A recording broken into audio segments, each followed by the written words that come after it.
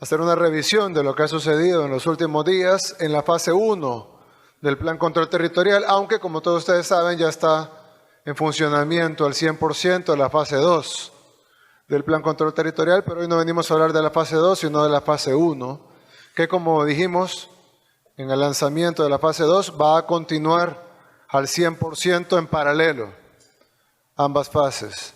Así que hoy venimos a ver el estatus de la fase 1 y algunas de los hechos o algunos de los sucesos nuevos y otras de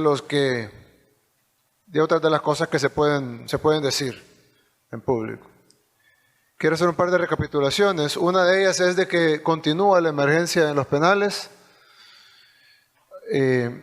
Se habló con los jueces, con el presidente de la Corte Suprema de Justicia, tengo entendido, para llegar a un acuerdo en cuanto a la no sé si podés tú hacer una...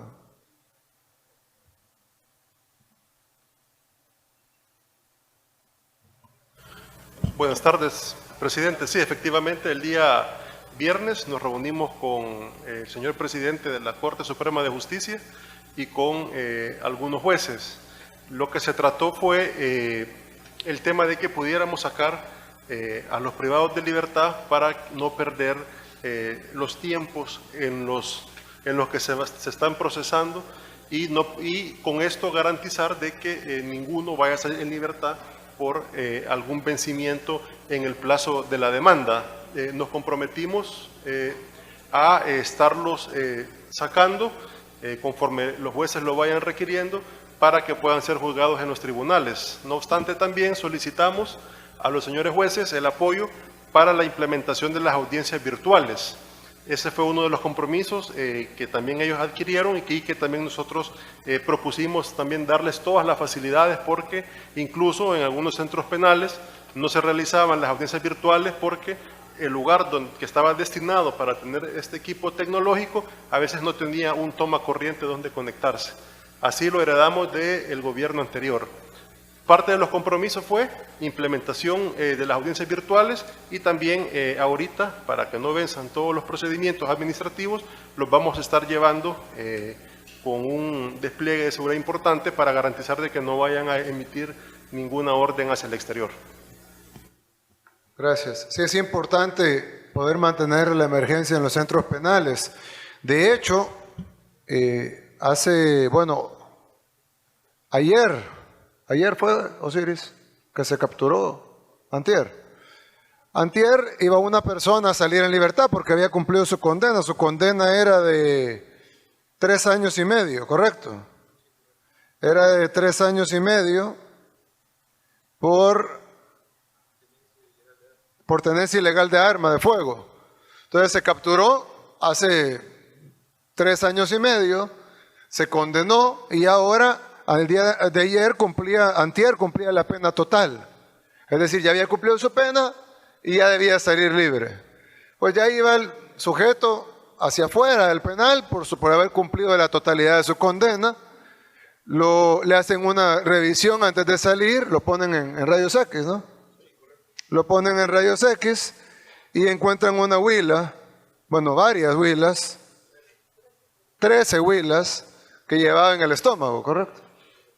Llevaba en el estómago, entonces al detectar que tiene 13 huilas en el estómago, pues esperan hasta que expulse las huilas y habían diferentes instrucciones. Evidentemente no puedo leer las huilas porque si las leemos, pues estaríamos siendo los transmisores de las órdenes, ya que el objetivo de detener las huilas, aparte de capturar al sujeto, el sujeto va a regresar a la cárcel y ahora se va a tener que...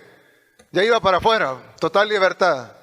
Ya dicen que es una pesadilla ahí adentro, que es un infierno, pero iba para afuera y bien que se quiso quedar adentro.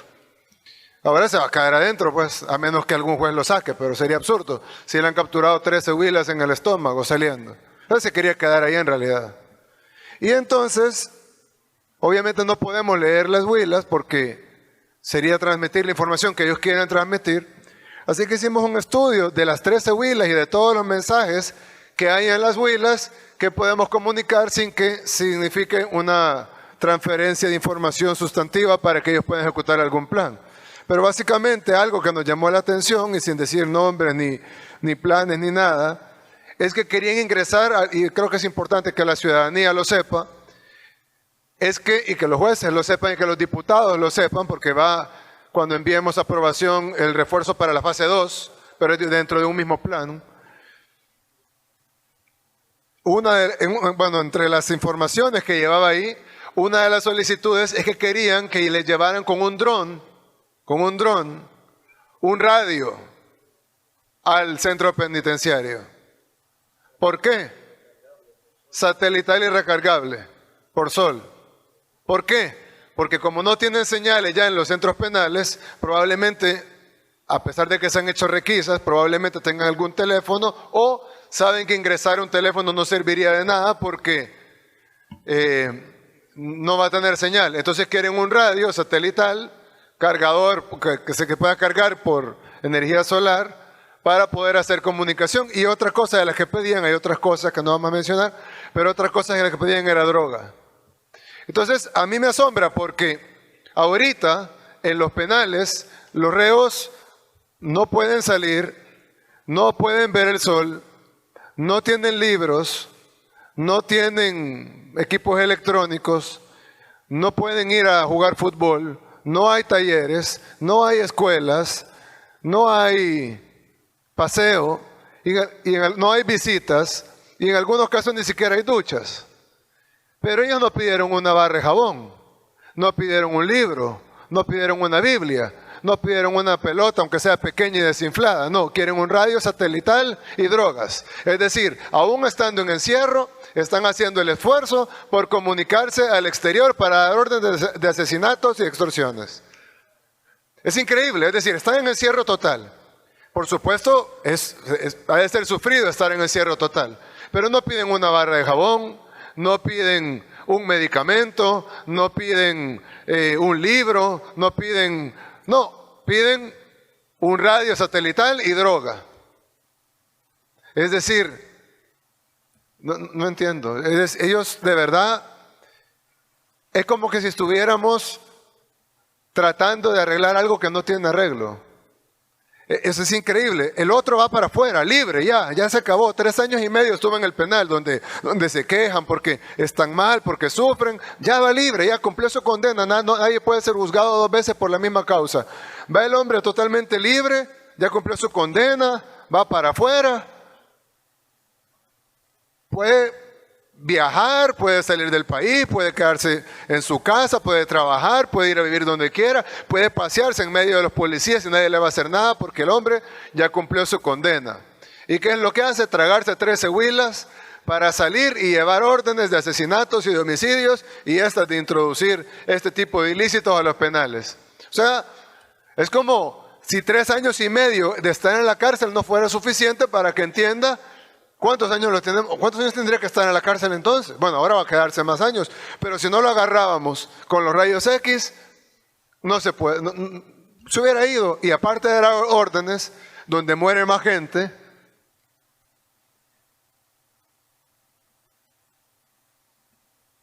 no le interesa salir, le interesa cumplirle a la estructura pandilleril. Es increíble cómo les han lavado el cerebro. Porque son carne de cañón, todos estos jóvenes son carne de cañón. Las verdaderas mafias que están por encima de las pandillas, que son las que verdaderamente se lucran. Ustedes han visto cómo vive un pandillero, pues vive miserablemente. Es decir, y no digo los capturados, incluso los que están afuera. Pero las mafias que están arriba, que son los que viven bien, los usan como carne de cañón, los usan como peones. Saben que se matan, los ponen a que se maten entre ellos. Es como que tuvieran uno de IQ. Se ponen a pelear entre ellos, se matan, a veces hacen alianzas que duran como 30 días porque luego se empiezan a matar entre ellos otra vez. Atacan a la policía, atacan a la Fuerza Armada, los repelen, mueren. La vida promedio de un pandillero es de 25 años. 25 años. O sea que entra a los 18, lo más que le queda por vivir son 7 o ir a la cárcel. Y luego van a la cárcel, pasa un infierno. Y en la cárcel luego, cuando va a salir 3 años y medio después, se traga 13 huilas para ir a ordenar crímenes. Es decir, yo no entiendo el nivel de lavado de cerebro que le han hecho a estos jóvenes para que sean tan estúpidos. Porque realmente están en un nivel de estupidez que no es ni siquiera entendible, humanamente entendible. Ahorita acaban de capturar un sujeto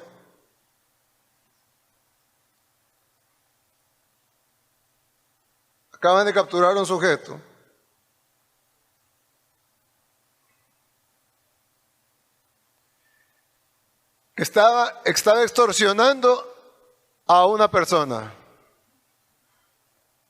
Solo para que escuchen los angelitos que están afuera. Sabemos que vos no te metes a problemas, nos consta lo que vos nos decís, que vos estás trabajando. Nosotros sabemos que así es, porque los hombres sabemos, ¿me entendés, Pau? De que ustedes pasan tranquilos, ¿me entendés, Pau? ¿Me entendés, Pau?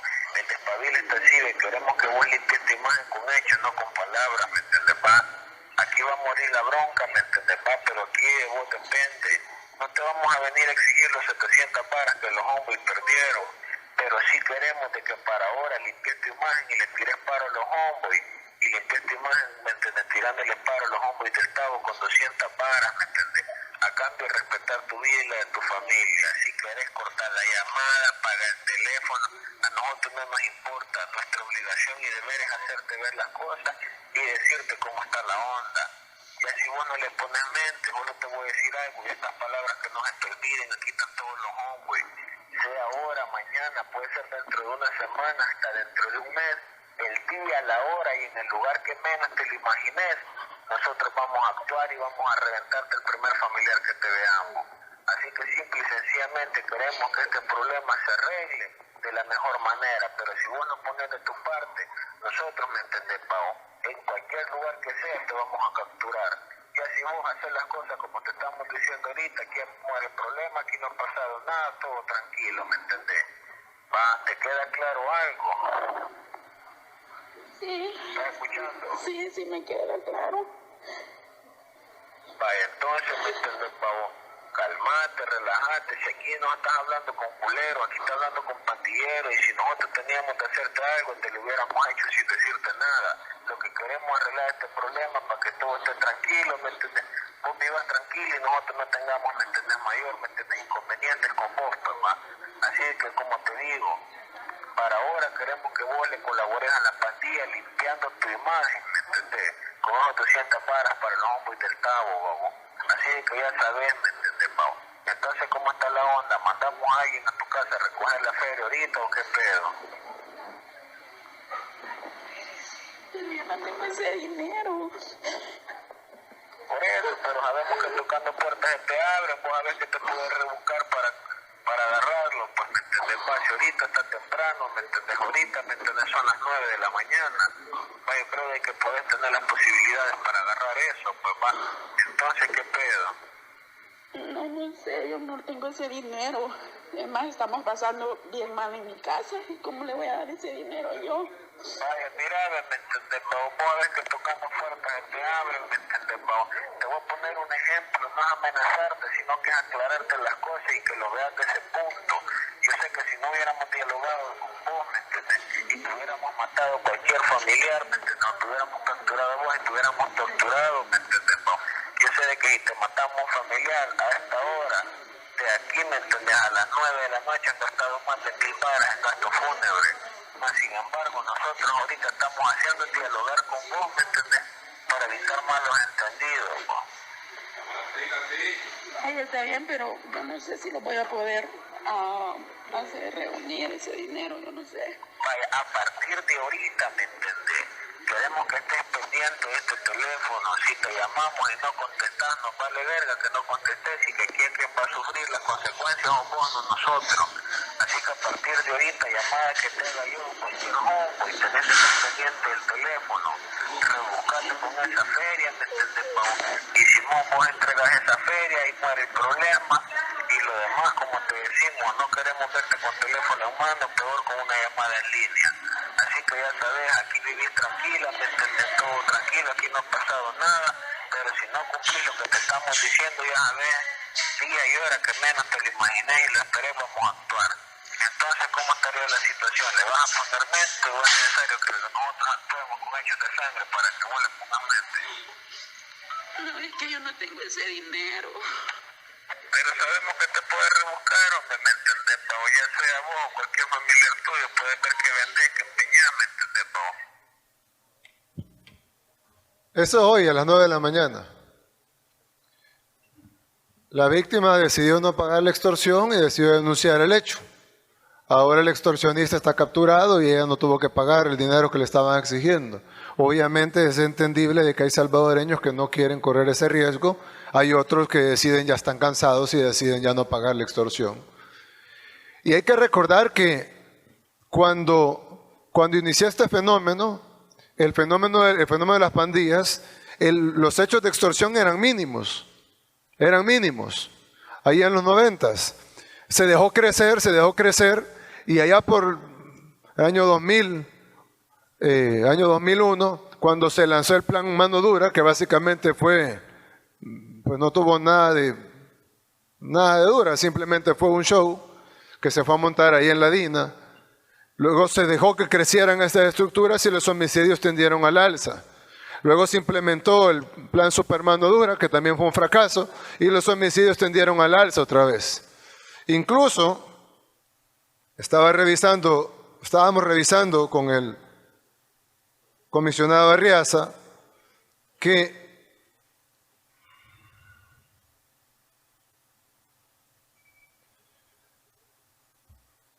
solo en el quinquenio anterior, en los 5 años del gobierno anterior, iniciando el 1 de junio del 2014 y terminando el 30 de mayo del 2019, el promedio de homicidio fue de 12.17 homicidios mensuales.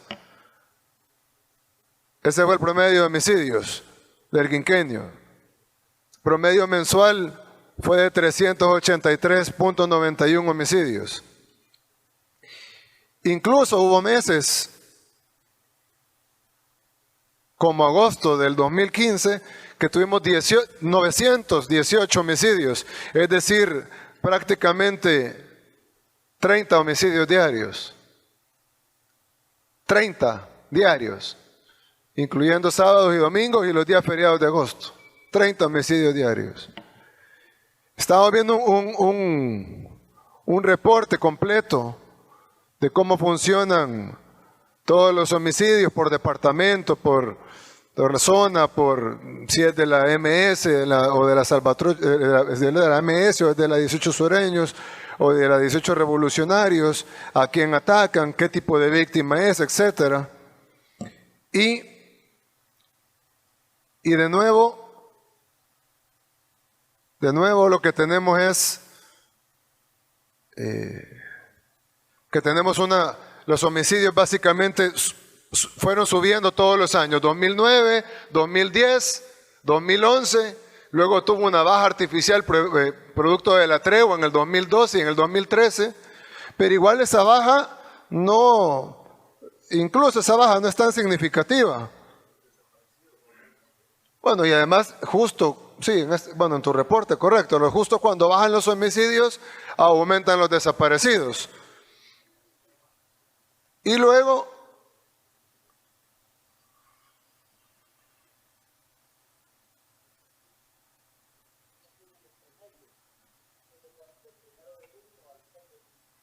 sí, me lo enviaste, correcto, aquí está. El promedio actual del 1 de junio, es decir, de donde asumimos nosotros al 6 de julio, o sea, el día de ayer, el promedio es de 7.6. Y del 20 de junio a la fecha, el promedio es de 7.1. Es decir, está muy por abajo del promedio de la administración anterior e incluso de los 7.6 ha bajado a los 7.1 en el marco de los primeros 15, 16 días del Plan Control Territorial, tomando en cuenta que un gran porcentaje de esto han sido enfrentamientos entre soldados y agentes contra pandilleros, en los cuales la mayoría han sido pandilleros que han caído abatidos por el Ejército y la Policía Nacional Civil, y aún incluyéndolos a ellos en el conteo, porque se deben incluir, el promedio es de 7.1 en los primeros 16 días del plan. Es decir, si continuamos así, pues esperamos tener una mayor reducción en los homicidios y en todos los demás delitos, como el caso de las extorsiones y el ejemplo que les di. Pero para eso tienen que configurarse varias cosas. Una de ellas es de que tiene que cerrarse por completo la comunicación de centros penales hacia el exterior para descabezar la estructura y que ya no haya una cadena de mando correcta. La segunda es de que tiene que ejecutarse y darse los recursos que ya tenemos asignados, aunque aún todavía no han sido distribuidos, se van a empezar a distribuir en esta semana, para fortalecer la fase 1. Eso ya es un tema de implementación, espero que se empiece a implementar en estos días. Luego, está ya funcionando la fase 2 en un 100%, pero necesitamos que se aprueben los recursos para la fase 2, ya que si bien están funcionando en un 100%, la fase 2 incluye otro tipo de acciones que van a ser detalladas a profundidad el miércoles para presentarse a la Asamblea Legislativa el jueves, para que entre a estudio. Tenemos tiempo para que lo estudien y lo vean y hagan preguntas porque estamos implementando la fase 2 al 100%, pero esperamos que lo aprueben de la manera más rápida posible, tomando en cuenta que como esta grabación que les puse hoy, es una muestra del sufrimiento diario que viven las familias salvadoreñas y que eso de estar esperando tiempos innecesarios, yo entiendo que hay que esperar, hay que discutirlo y hay que ver los gastos, sobre todo estos que no tienen por qué ser reservados. No tenemos por qué reservar cuántas bibliotecas vamos a construir, o cuántas escuelas vamos a remodelar, o cuántas calles vamos a hacer, o cuántos centros juveniles, o cuántas canchas, o cuántos lugares deportivos, o cuánto se va a invertir para capacitar a la juventud. Es decir, son cosas que no requieren de ninguna reserva y por lo tanto las podemos discutir una por una con la Comisión de Hacienda y la Comisión de Seguridad de la Asamblea Legislativa, pero sin quitar el dedo del renglón de que tenemos una emergencia afuera. Y si bien estamos aplicando la fase 2 al 100%, pues queremos que se mantenga al 100% y no que luego baje al 90 o al 80% por falta de recursos. Bien, lo otro es de que el día de ayer tuvimos solo 2 homicidios. Eso es un aliciente, si bien no creo que sea una baja permanente, ya que pues, eso toma tiempo, pero y yo sé que para las familias que perdieron a sus familiares el día de ayer, no es ningún aliciente que les digamos de que no murieron 11, pero si vemos de dónde venimos, hay 2 familias sufriendo en lugar de 11 familias sufriendo. Es decir, siempre salvadoreños están sufriendo todos los días. Pero vamos en el camino correcto hasta llegar al punto en donde tengamos un país en donde los salvadoreños no sufran el embate de la delincuencia todos los días, en todos los rubros: homicidios, desapariciones, secuestros, violaciones, asaltos, extorsiones. Y la renta, que la han separado de la extorsión, que a mí me parece una vil extorsión. Bien, ministro, su comentario sobre el despliegue hasta ahora de las tropas y cómo vamos a mejorar en los próximos días en el fase 1 del plan.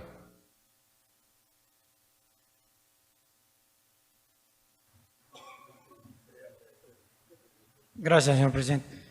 Bueno, señor presidente, respecto al despliegue, hemos estado supervisando los diferentes puestos y hay una sensación de la población real que el efecto ha sido positivo y se está logrando los objetivos que nos planteamos, que era recuperar esos territorios y que sea de manera sostenible. También al respecto hay una buena integración entre la Policía Nacional Civil y la Fuerza Armada, cosa que no sucedía. Cada institución estaba actuando por su lado. Y eso ha generado que la población civil comience a tener confianza en las autoridades. Y ese audio que usted colocó es un ejemplo de eso, señor presidente, que ya la población tiene la confianza de denunciar y sabe que hay una respuesta de las autoridades involucradas. Entonces, señor presidente, por el momento se están logrando los objetivos. Estamos también preparándonos para las otras fases que usted en su momento lo hará del conocimiento, de tal manera que las personas que están pensando que qué va a suceder y si esto va a ser sostenible, nosotros estamos preparando para que sea sostenible. 2 cosas. Uno, Hoy estuvo en la madrugada usted, creo que en el centro histórico, ¿dónde estuvo? Sí, señor presidente, estuve en el centro histórico y algo positivo, a las 23, un poco más de las 23 horas, 11 de la noche, era agradable ver familias caminando por ahí bien tranquilos. O sea, familias enteras, con niños, los padres, hijos, sobrinos, caminando por ese lugar, y hay un movimiento, o sea, que se ha recuperado, se está dando vida a El Salvador. Y ese era uno de los objetivos, señor presidente, que recuperar esos territorios. Entonces, de igual manera está sucediendo en otros lugares donde está la presencia de la Policía Nacional Civil y de la Fuerza Armada. Y la población se acerca a nosotros, nos comenta, da recomendaciones.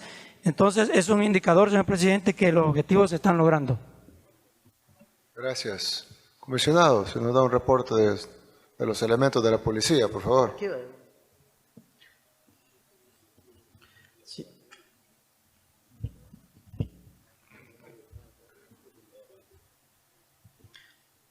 Uno, dos. Señor presidente, buenas tardes. Buenas tardes a todos.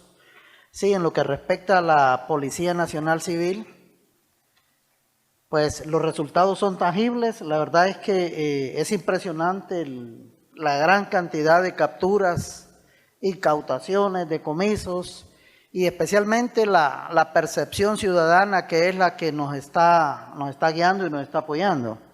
Hay mucha gente que nos está llamando, nos está diciendo que qué bueno que este plan nos está dando los resultados, y en todas esas colonias, en todas las zonas urbanas y rurales de lo que es los 17 municipios que usted nos encomendó en la primera fase del plan de control territorial, la presencia ha sido visible. La verdad es que es una experiencia que estamos capitalizando conjuntamente con la Fuerza Armada. Yo pienso que estos son momentos históricos en los cuales tanto Fuerza Armada como Policía, en su patrullaje preventivo conjunto y los enfoques directos de la focalización de la seguridad pública, es primera vez. Y digo es primera vez porque tenemos acá desde el año 94 que iniciamos esfuerzos conjuntos entre la Fuerza Armada y la Policía, y nunca habíamos tenido esos resultados. Esperamos que como Policía Nacional Civil consolidemos bien la cantidad de recursos que poco a poco lo estamos haciendo llegar tanto al personal de la Fuerza Armada como la Policía, y esperamos que esos 17 centros históricos, especialmente el centro histórico de San Salvador, pues verdaderamente la población vaya viendo que sí, este plan y este trabajo es real y que lo estamos haciendo ya de carácter permanente para quedarnos y no solamente para poder llegar a hacer el show, como decíamos antes. De mi parte, como director de la Policía Nacional Civil, señor presidente, agradecerle a todo el personal operativo, administrativo, los señores oficiales, los señores jefes, y en especial a todos los miembros de la Fuerza Armada y al liderazgo suyo bajo la conducción del ministro de Justicia, el señor viceministro, y el Estado Mayor Conjunto de la Fuerza Armada con sus jefes militares. Agradecerle este esfuerzo, este empeño y este nuevo proyecto que ya se está haciendo realidad para los salvadoreños. Muchas gracias. Gracias, director. Tengo entendido que hay más de 4.000 capturas en lo que van de esos 36 días.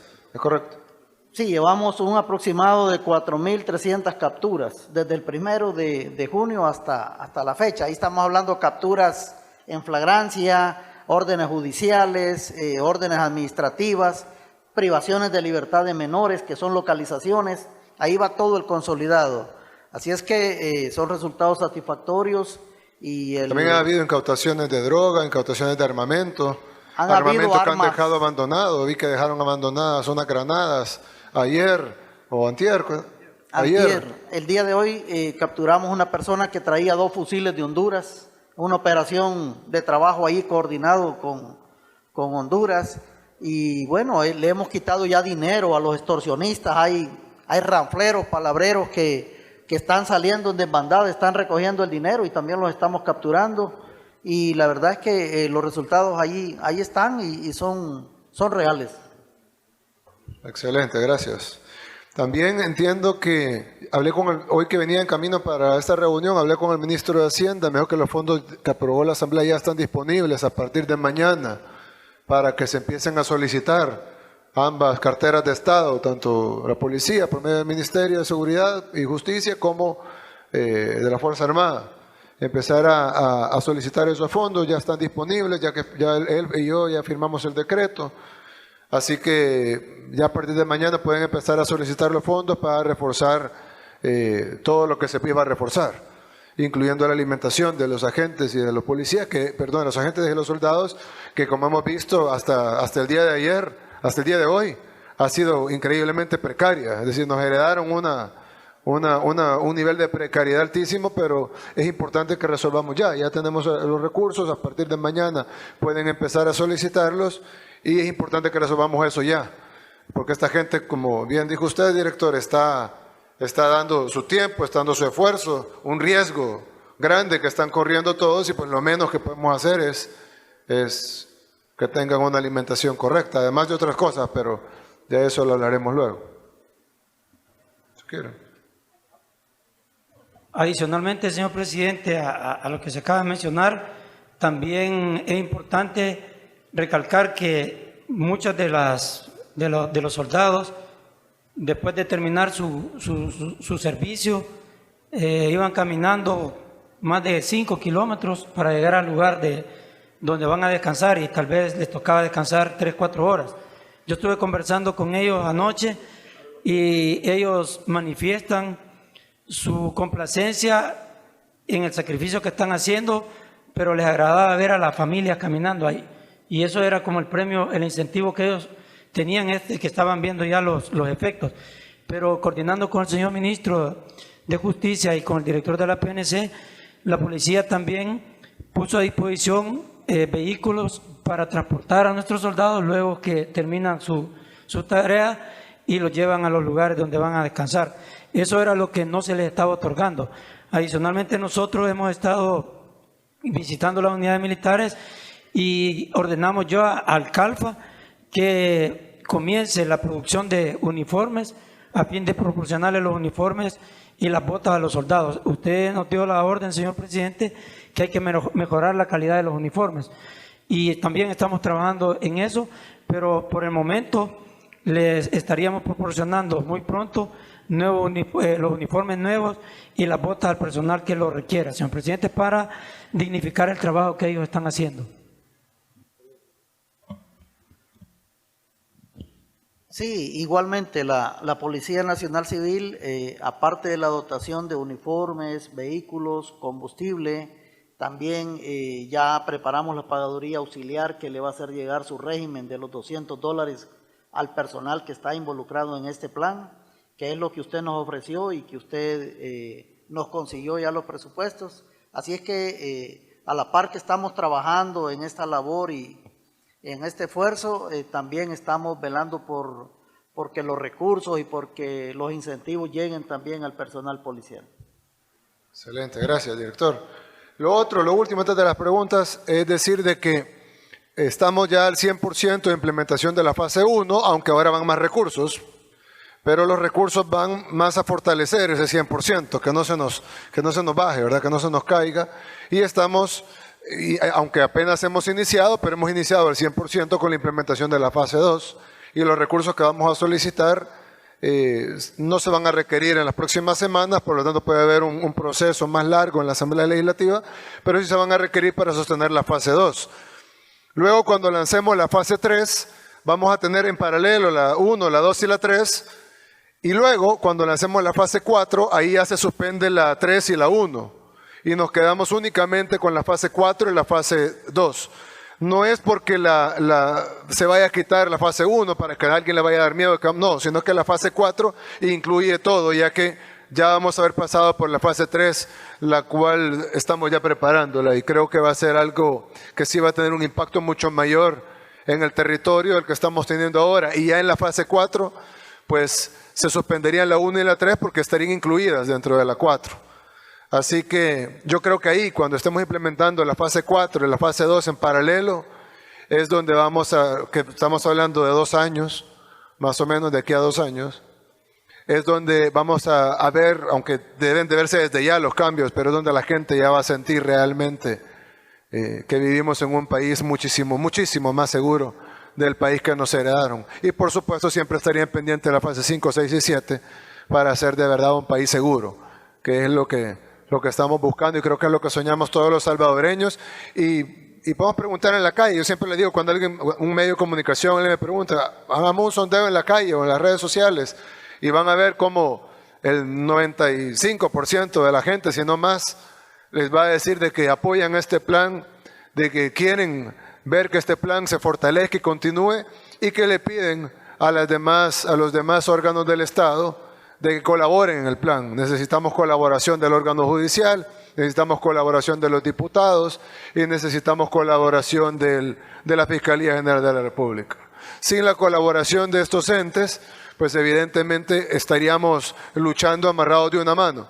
Igual lo vamos a hacer, igual vamos a hacer un país seguro, pero va a ser muchísimo más difícil si no contamos con la colaboración de estos otros tres entes, llamémosles del Estado, la Asamblea Legislativa, la Corte Suprema de Justicia y todo el órgano judicial y la Fiscalía General de la República. ¿Sí tienen alguna pregunta?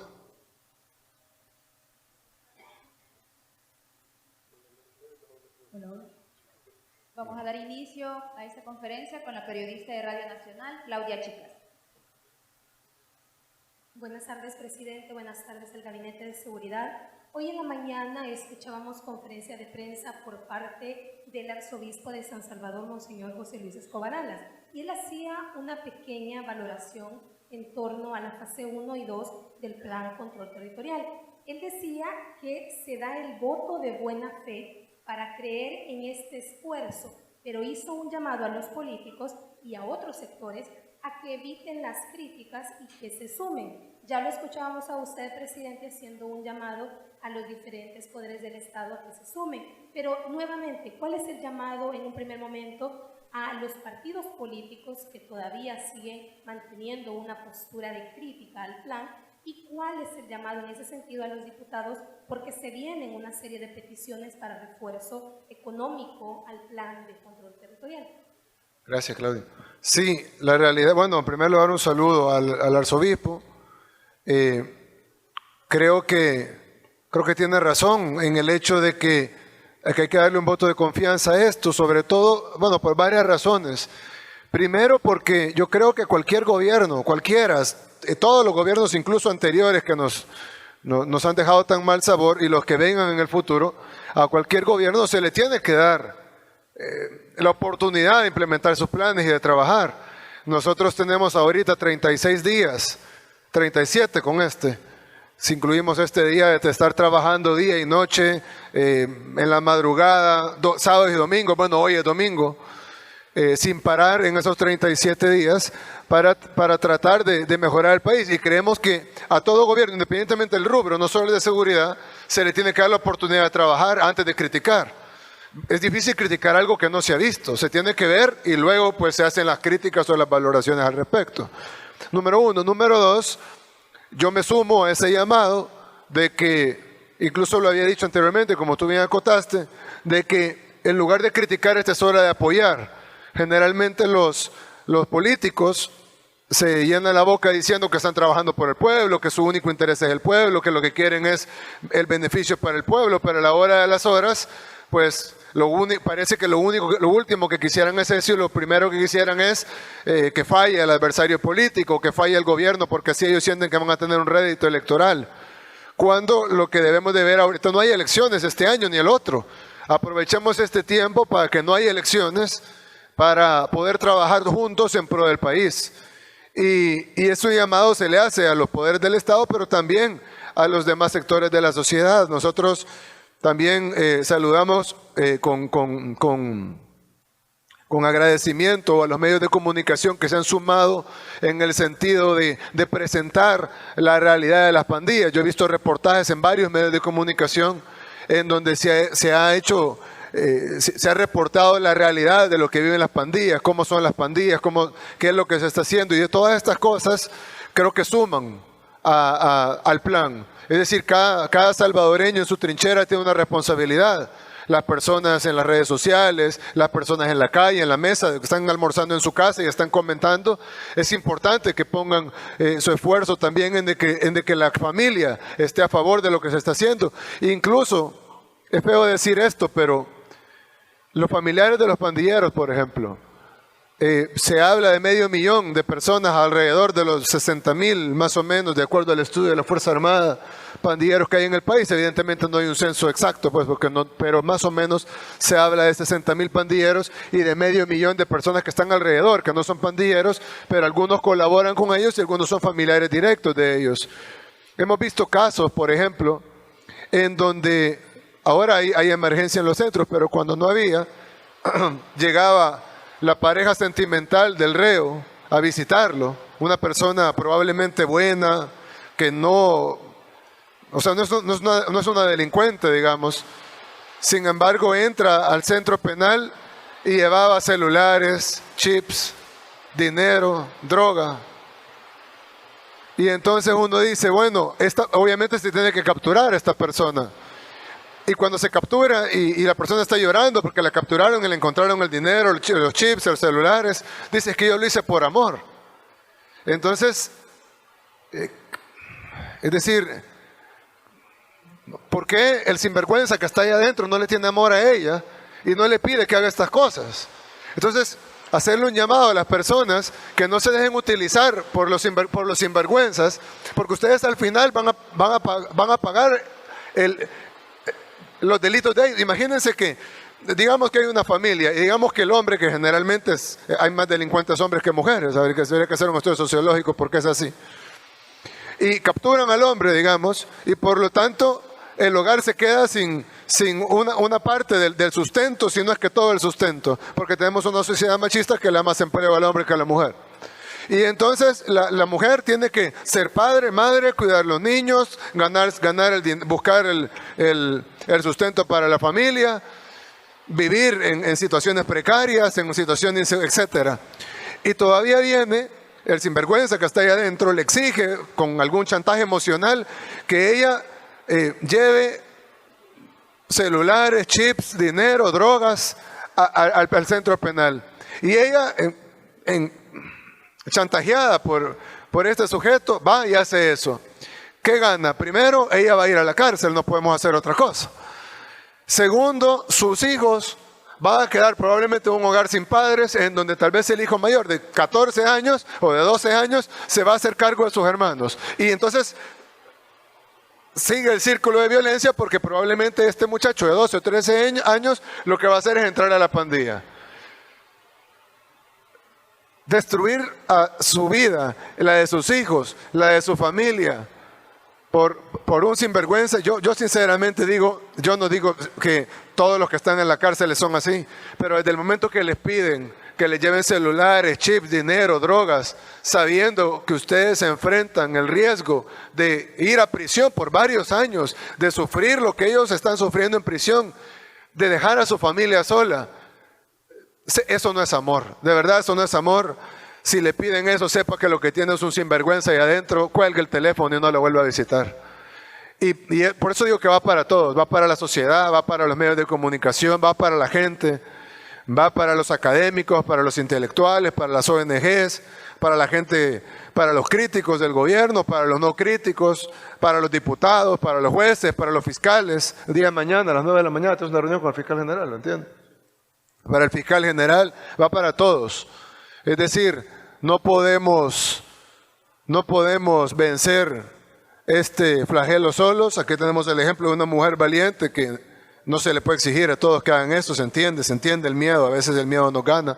Pero aquí tenemos el ejemplo de una mujer valiente que decidió no pagarle extorsión, denunciar, el sujeto está capturado. Y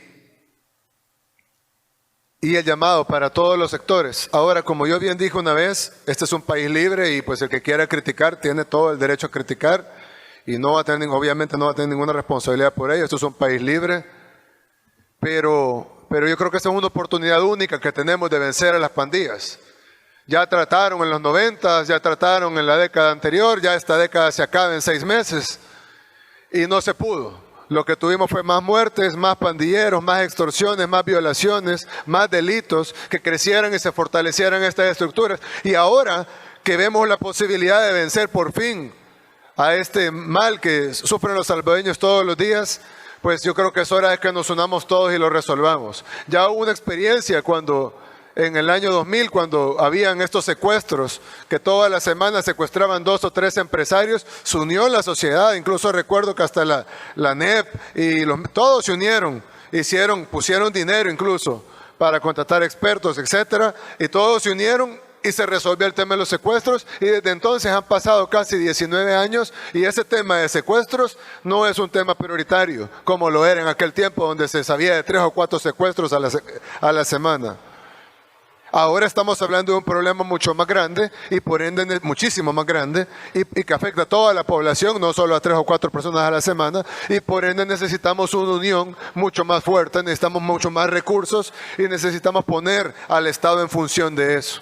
Ya lo estamos poniendo en función no solo de la disuasión y del combate y de las capturas, más de 4.300 capturas en lo que va de nuestro gobierno en estos 37 días, y en las incautaciones de armas, de droga, de dinero, de vehículos, de uniformes policiales y de la Fuerza Armada, de munición, granadas, armas largas, etcétera. Sino que también se está trabajando fuertemente en la prevención del delito, en competirle, en disputarle los jóvenes a las pandillas, y lo estamos haciendo de una manera integral. Solo llevamos pocos días del plan, pero ya se ha sentido en varias comunidades del Gran San Salvador, y esta semana empiezan a ir a las comunidades de Oriente y Occidente. Y se va... bueno, los centros penales, ya se cortó la comunicación, se han hecho requisas. Acá hay un ejemplo de algunas de las cosas que se han encontrado en las requisas. Como pueden ver, hay armas, y estas que ven aquí, cosas pequeñas, las ocupan a veces para hacer las huilas en los plásticos. Incluso hemos encontrado huilas de papel higiénico, y lo que hacen es que ocupan, los que tienen algún medicamento, ocupan el medicamento para pintar el papel higiénico. Es decir, no quieren el medicamento para curarse, quieren el medicamento para hacer huilas. Como les digo, es un nivel de lavado cerebral que es casi imposible. Es como si le hubieran hecho una lobotomía, le hubieran sacado el cerebro y los pusieran a funcionar a control remoto. Agarran la medicina que necesitan para vivir y la ocupan para pintar en un papel y comunicarse con la estructura. Ocupan pasta de dientes para pintar el papel higiénico. Ocupan pedazos de cable que generalmente agarran en las cosas donde se cuelga la ropa, etcétera, y ocupan ese pedazo de cable para escribir en plástico. Vamos a hacer una prohibición total de plástico, por cierto, ya que es el material más durable, que se lo pueden tragar, lo pueden excretar, se pueden lavar. Es decir, es un material demasiado duradero para tenerlo dentro de los centros penales, así que lo vamos a excluir. Vamos a hacer una prohibición total del plástico, incluso en las tiendas penitenciarias. Porque en las tiendas penitenciarias, pues ahí metían bolsitas de boquitas, metían botellas de agua, etcétera, y ellos las compraban y luego lo usaban para hacer huilas. Todo eso se va a suspender una vez se haya levantado la emergencia. Ahorita que hay emergencia, pues no hay nada de eso, pero vuelvo a hacer la advertencia que hice la vez pasada. No vamos a levantar la emergencia en centros penales hasta que no dejen de matar a los salvadoreños. El día de ayer hubo 2 asesinatos, el día de hoy llevamos 2. Ojalá Dios primero no se vaya a incrementar. Dejen de matar. Si dejan de matar, sus homeboys o homies, o como le quieran decir, a sus amigos que están adentro, van a ver la luz del sol, van a tener talleres, van a tener clases de deporte, no van a tener lo que tenían antes en el tiempo de la tregua, PlayStations, strippers, etcétera, pero sí van a tener computadoras, celulares, Wi-Fi y todo lo que les puso la tregua. Y eso lo captaron los medios de comunicación cuando estaban sacando los televisores, los PlayStations, los juegos de video, y le preguntan al director de centros penales en aquel tiempo, a Rodil Hernández, y dice el sinvergüenza, es que les estábamos enseñando videos educativos. Y encontraron películas pornográficas, habían videos de strippers que le llevaban a hacerle shows a los reos, encontraron PlayStation, no sé qué juego educativo le pusieron en el PlayStation. sinvergüenza, ¿verdad? Ponían al lobo a cuidar a las ovejas, o lobo a cuidar a los lobos en este caso. Así que ya no va a ser así, pero sí queremos reinsertar, que sí queremos hacer talleres, sí queremos fortalecer las granjas penitenciarias, sí queremos que los reos produzcan su propia comida, sí queremos que los reos se reinserten, sí queremos que ocupar a los reos en fase de confianza para poder reconstruir nuestras escuelas, para poder reconstruir nuestros puestos policiales, sí queremos ocupar a los reos que están dentro de los penales para construir los pupitres para nuestras escuelas, sí queremos que hagan deporte, que salgan, que tengan recreación, que siembren árboles, que aprendan un oficio para que cuando salgan, en lugar de llevar 13 huilas tragadas, salgan a trabajar como debería de ser, a cortar la estigmatización, pero paren de matar. Paren de matar a los salvadoreños. Si siguen los homicidios, no vamos a quitar la emergencia en los penales. Gerardo Hurtado, periodista de Canal 21. Buenas tardes para todos. Buenas tardes. Estamos transmitiendo en vivo por nuestra cadena de Megavisión. Quiero consultarle si usted tiene informe de que se ha retirado a los policías de las zonas rurales para patrullar las zonas urbanas, quedando desprotegidas estas zonas donde operan muy libremente estos grupos terroristas. Si no es así, quisiera también que me lo confirmaran sus ministros, tanto de defensa o de seguridad. Ya le voy a dar la palabra al director de la PNC, pero antes decir de que no, desde que se diseñó este plan no se hizo así. No fue un simple reubicación, vaya, si tenemos 100 acá y 100 acá, pongamos 200 acá. No, le dimos pluma. Es decir, sacamos, incluso se cambió los horarios, se fortalecieron algunas cosas, por eso incluso se pidió el refuerzo presupuestario, incluso se sacó, ¿cuántos? 9 millones fue para el régimen de, no el régimen de alimentación, no, el otro, el régimen de mover a los, de cooperación de los soldados a la PNC, se destinó un monto para eso. El refuerzo.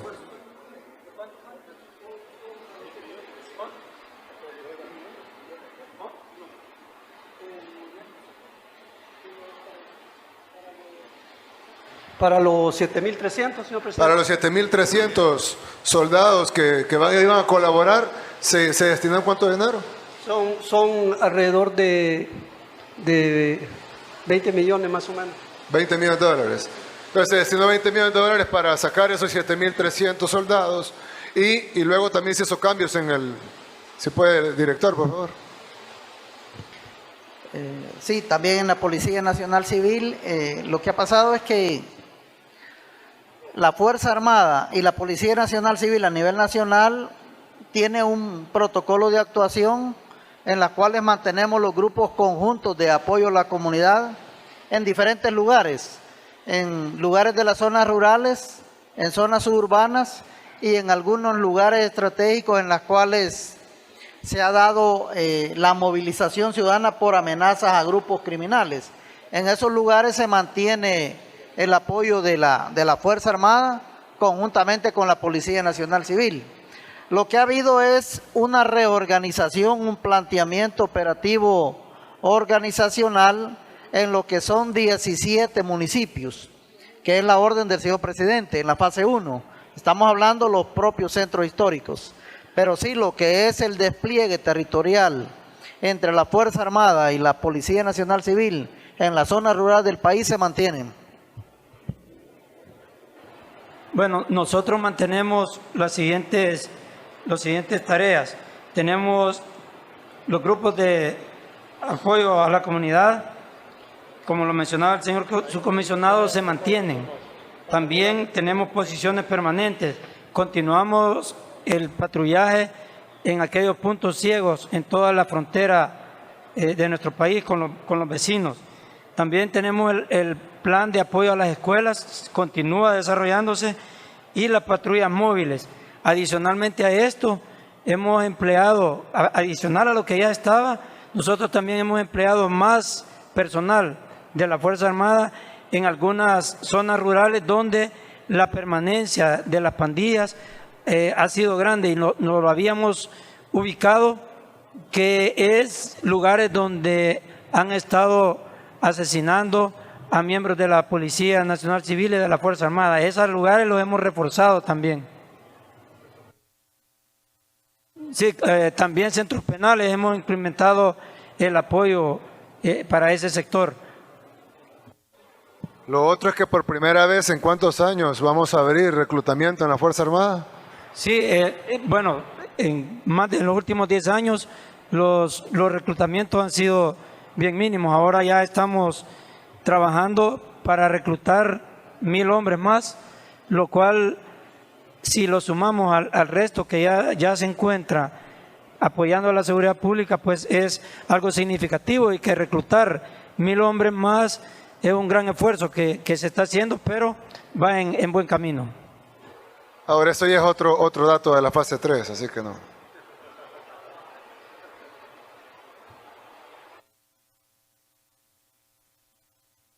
Hola.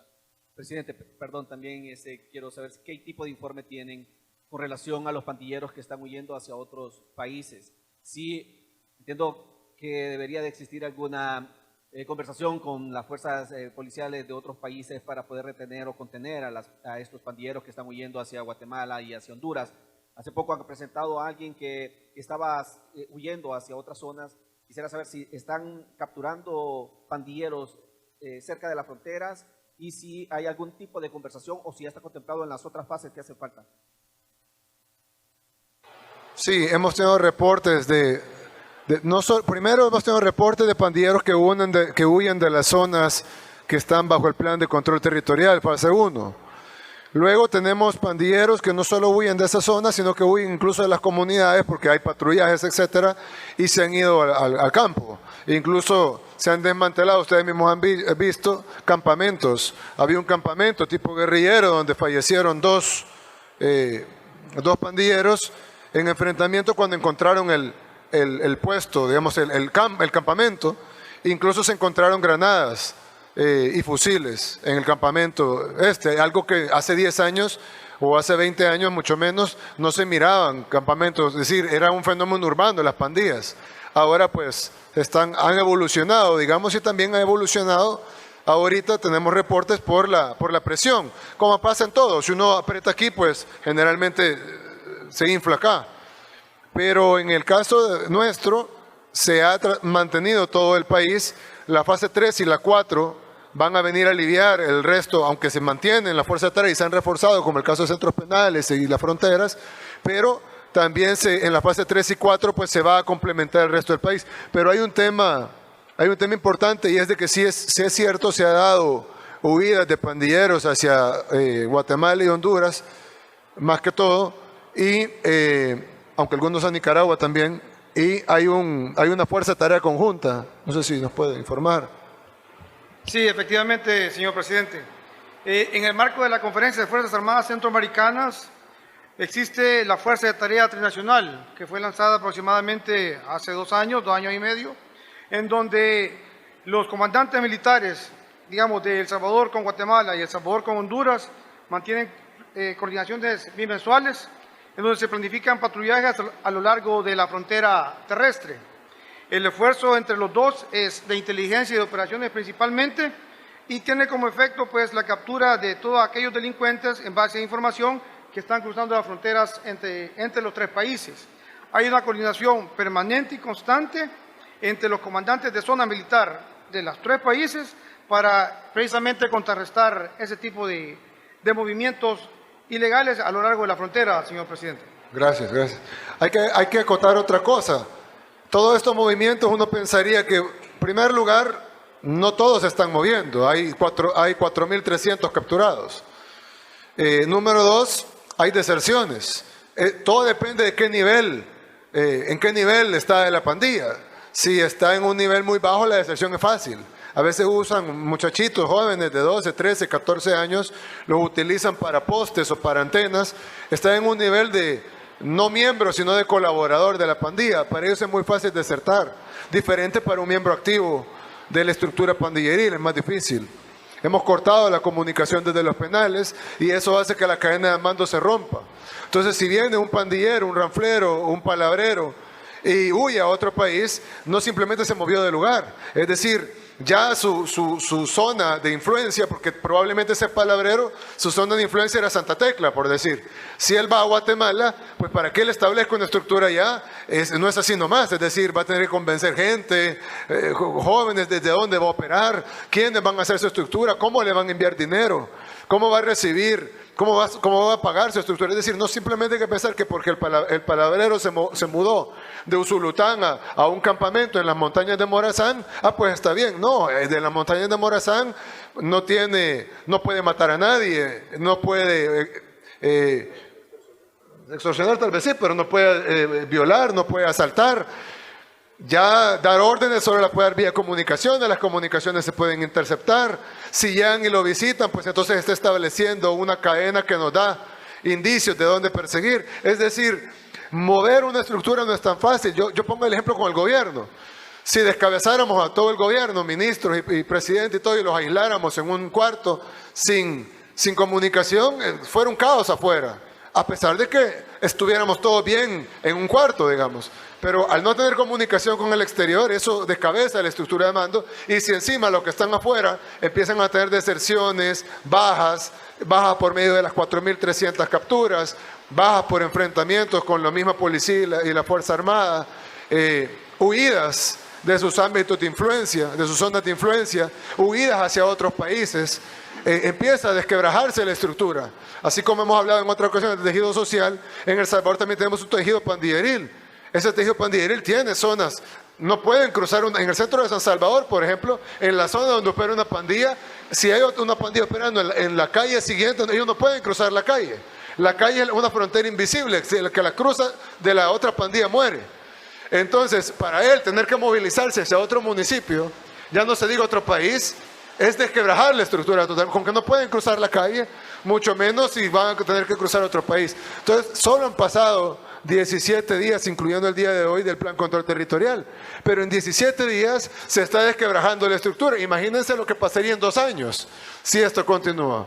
Definitivamente que además que en 2 años ya estaríamos en full aplicación de la fase 3 y empezaríamos a aplicar la fase 4, habiendo terminado la 3. Entonces, yo creo que el golpe que vamos a dar a esta estructura es un golpe mortal. Definitivamente yo no creo que las pandillas como las conocemos ahora vayan a existir 3 a 4 años.